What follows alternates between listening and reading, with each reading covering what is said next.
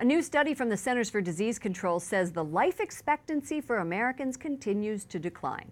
It's now 78.6 years. And if you take a look at 2014's numbers, it was 78.9 years. The suicide rate is the highest since at least 1975, with 14 deaths per 100,000 people. And last year, drug overdose deaths rose by nearly 2% compared to 2016. So, what can be done about this? Hundreds of experts are gathering at the Vatican this day, the next day, to look at addiction prevention. And the focus, drugs, pornography, and gambling. Pope Francis often condemns the drug trade and its impact on society.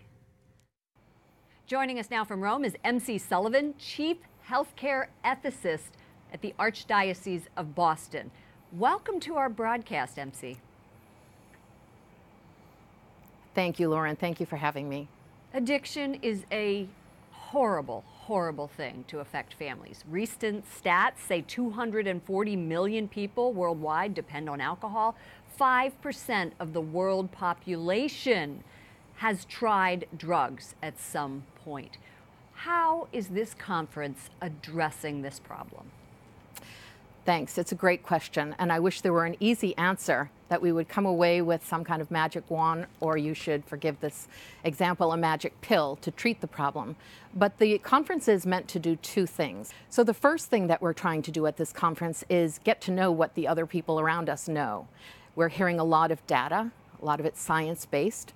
We're also hearing about a lot of intelligence on the ground. We're learning, for example, that there are new products, new kinds of drugs that we have to combat, added to the already daunting problem of what has been in existence for a while. We're learning that there are new trafficking routes. We're learning that there are new target constituencies for some of these new drugs. So we're trying first and foremost to educate each other. Right. The conference is also looking at pornography. I want to talk about the dangers of that. Starbucks today actually announced that they are going to be blocking pornography from stores. How does this hurt families? You know, everybody says that pornography is a problem, but no one's willing to have the conversation about it. That's right. And I think it's because we're afraid to kind of give it a name. So I think the problem with pornography, if I want to be very simple and straightforward about it, and I think we have to start by being simple, straightforward, no need for elaboration, and no room for misunderstanding. The problem with pornography is that it objectifies us.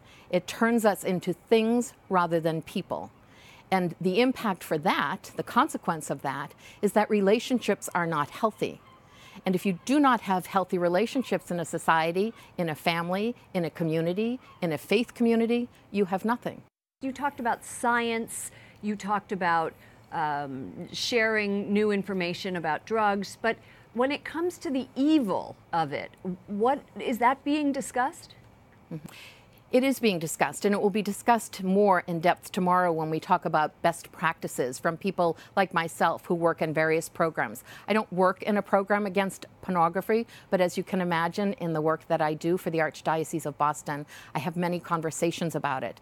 We talk about organizations around us that have started to put blocks, kind of like parental blocks, such as the one you described from Starbucks. Universities are having these conversations. Catholic universities are having these conversations. So I'm very much a part of the assessment of what the problem is and how we as a church, faith-based community, can best respond to it.